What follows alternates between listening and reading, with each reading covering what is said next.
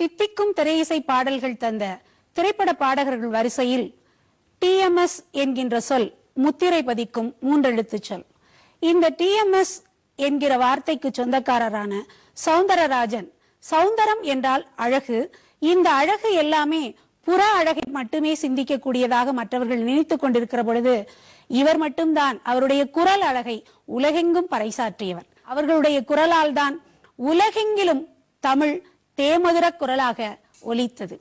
அவரை நினைக்கின்ற பொழுது அவர் எங்கள் மண்ணின் மைந்தர். மதுரை மண்ணுக்கு சொந்தங்கள் எத்துணையோ, அதில் புகழ்பெற்ற பல்வேறு தளங்களுக்கு சென்றவர்களுள் உச்சத்தில் சென்ற உத்தமராக காட்சி தரக்கூடியவர் நம்முடைய டிஎம்எஸ் அவர்கள். அரசியல் தலைவர்களுக்கு அடுத்தபடியாக திரைப்பட பாடகருக்காக ஒரு பெருந்திரள் கூட்டம் சித்திரை திருவிழாவை போல கூடியிருந்தது என்றால் அது நிச்சயமாக டிஎம்எஸ் அவர்களுடைய கச்சேரி என்றைக்கு இருக்குமோ அன்றுதான்.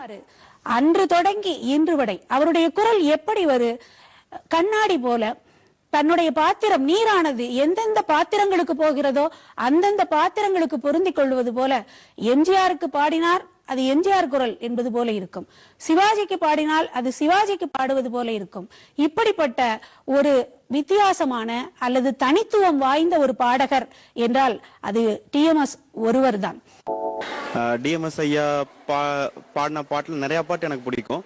அதுல அவர் பாடினது அச்சம் என்பது மடமேடா அப்படின்ற பாட்டு எனக்கு ரொம்ப ரொம்ப பிடிச்ச பாட்டு. ஆக்சுவலா அந்த பாட்டு எம்ஜிஆர் பாடு எல்லாம் பார்த்து அதோட ஆக்சுவலா அந்த அந்த எம்ஜிஆருக்கு ஒரு ஒரு ஒரு இது கொடுக்கறதே அந்த பின்னாடி அவரோட வாய்ஸ் தான். அப்போ அந்த வாய்ஸ் எப்போ நம்ம கேட்டாலும் நம்மள அறியாமே ஒரு உணர்ச்சி நம்மளுக்கு வரும்.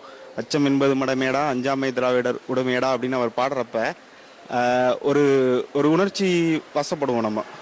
அது மாதிரி பாடல்கள் தான் அவர் நிறைய பாடியிருக்கிறாரு. டிஎம் சௌந்தரராஜன் சாரை பத்தி சொல்லணும்னா அவங்களுடைய பாடல்கள்லாம் ரொம்ப இனிமையா இருக்கும். அதுவும் எஸ்பெஷலி நைட் நேரத்துல கேட்க ரொம்ப நல்லா இருக்கும். அதே மாதிரி அவரை பத்தி சொல்லணும் அப்படின்னம்னா அண்ணன் தங்கை பாசத்தை வச்சு பாசமலர் பாடல மலர்ந்து மலராக அந்த சாங் ரொம்ப இனிமையா இருக்கும். அது மாதிரி இப்போ எத்தனைதான் அண்ணன் தங்கச்சி படங்கள் எடுத்தாலுமே அந்த பாட்டுக்கு நிகரா எதுவுமே கிடையாது. எனக்கு அண்ணன் கிடையாது, தம்பி இருக்காங்க. அதனால அந்த பாட்டு எனக்கு ரொம்ப பிடிக்கும். ஒரு திரைப்படத்துக்கு பாடல் எவ்வளவு முக்கியம் நம்ம எல்லாருக்குமே தெரியும். அதையும் தாண்டி ஒரு திரைப்படத்துக்கு உயிர் கொடுக்கறது என்னன்னா நம்ம டிஎம்எஸ் அவர்களுடைய பாடல்கள். ரொம்ப முக்கியமான விஷயம் என்னன்னா எம்ஜிஆர் அவர்களுக்கு பாடும்போது ஒரு துணியாவும், அதே இது சிவாஜி கணேசன் சார் அவர்களுக்கு பாடும்போது ஒரு துணியாவும் தன்னுடைய குரலை மாத்தி பாடுற ஒரு திறமை டிஎம்எஸ் சவுந்தரராஜ ஐயா அவர்களுக்கு தான் இருக்கு. நம்ம சோகமா இருக்கிற நேரத்துல கூட கேட்கும் போது அவ்வளவு ஒரு உணர்ச்சி மிக்கதாக இருக்கு அந்த பாடல்கள். நான் சின்ன வயசுல இருந்து ரொம்ப டிஎம்எஸ் ஆல ஈர்க்கப்பட்டவன். டிஎம்எஸ் பாடல்கள்னாலே அவ்வளோ ஒரு உயிரோட்டமான பாடல்கள். அவருடைய பாடல்களை மிஞ்சறதுக்கு யாருமே இப்போ கிடையாது. ஒவ்வொருவருடைய உச்சரிப்புக்கும் ஏற்ற மாதிரி எம்ஜிஆர் ஆனாலும் சரி, சிவாஜி ஆனாலும் சரி, அவருடைய உச்சரிப்புக்கு ஏற்ற மாதிரி பாடக்கூடிய ஒரே ஒரு தனித்துவம் வாய்ந்த பாடகர் டிஎம்எஸ். நிச்சயமா அவருடைய ஒரு வார்த்தைகளுக்கும் உயிரோட்டம் கொடுத்து, பாடகருடைய நடிப்புக்கும் உயிரோட்டம் கொடுத்து அவங்களை மேன்மைப்படுத்தக்கூடிய ஒரு குரல் வளமுடைய ஒரே ஆள் டிஎம்எஸ் ஒருவர் தான்.